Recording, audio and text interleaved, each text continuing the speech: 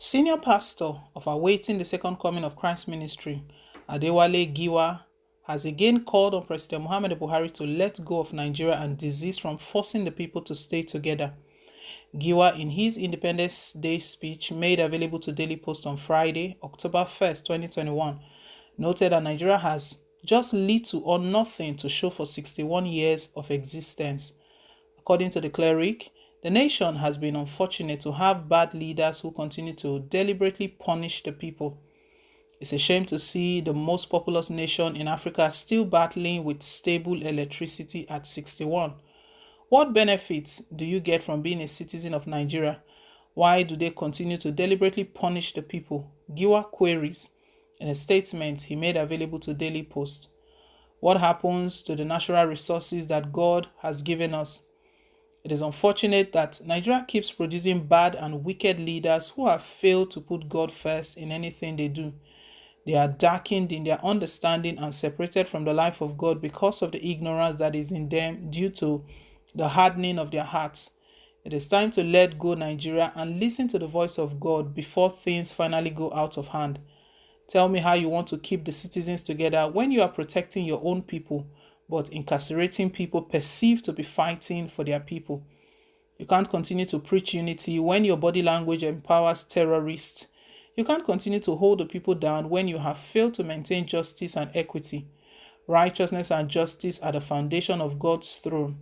He is just and cannot be unjust. God defines and sets the standard for justice. What can they boast of to have done successfully in the last 61 years?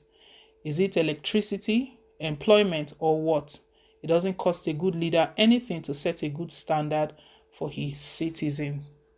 The cause for breakup, this is not the first time. We know that, as a matter of fact, that is the reason why Nnamdi Kanu is being incarcerated, and even Sunday Igboho. Sunday Igboho is still locked up in Cotonou, Benin Republic. This cleric is stating that this is the time to divide the country. Let us stop what we are doing, this pretending that things are okay, things are not okay. It's time to break this country and let everybody go their way. It's been 6 years plus President Muhammadu Buhari has been in power. And if he's not been able to make any change in 6 years, is it the last 1 year plus, 1.5 year plus, that he's going to make any change?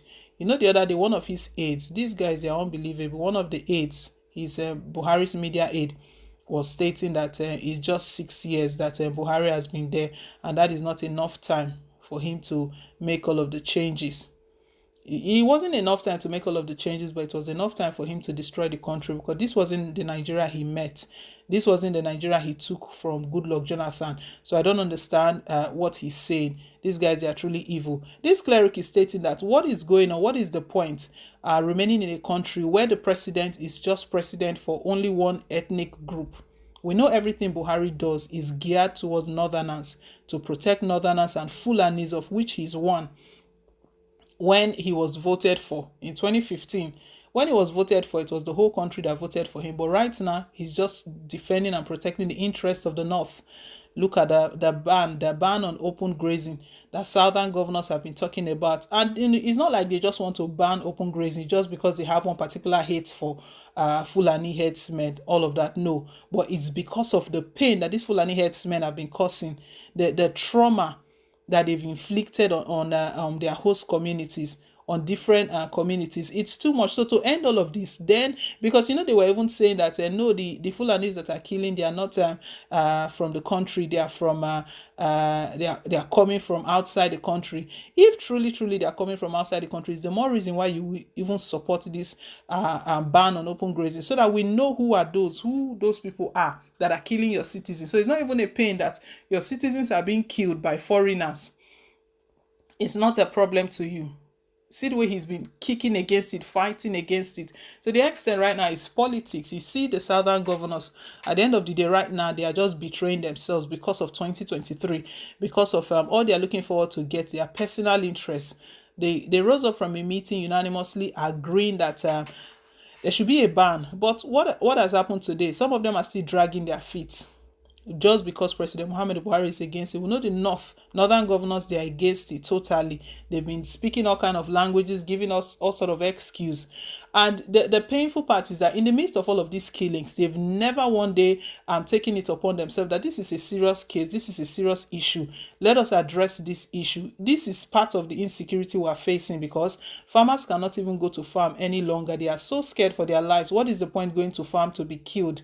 They rather sit at home. They said we better stay at home. We rather sit at home than go to the farm and get killed.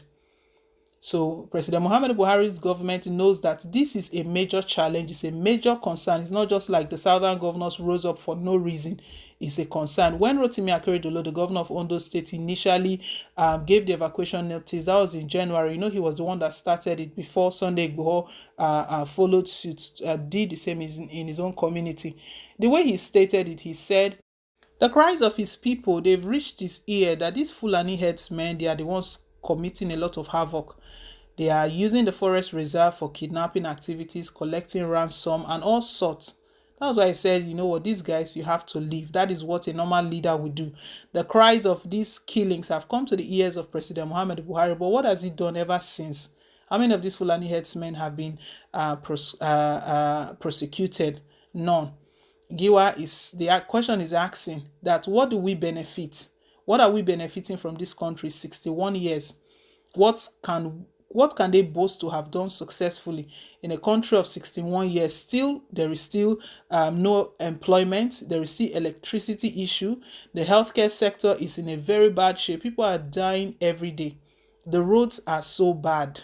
Nothing. What can he actually boast of? 61 years and we're celebrating. They ought to hide their face in shame. That is why Giwa is stating that what Buhari is doing is just protecting the North and his people, and then he's punishing those who are fighting for freedom. He's attacking, using all sorts of oppression on those who are just fighting for freedom, who are protecting their own people. That is what he's doing. So let's break the country and let everybody go their way. It is time to divide the country. The Oduduwa nation, we know, even despite the fact that Sunday Igboho has been locked up, it has not stopped the struggle. For Nnamdi Kanu, it still hasn't stopped the struggle. God will show this country mercy. We'll just continue to trust God.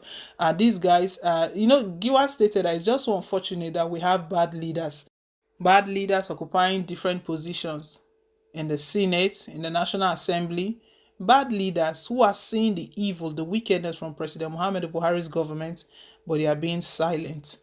Well, my people, leave us your take. Thank you once again for staying tuned. Please don't forget to like, share, and to subscribe. Till I come your way again with more updates. Bye.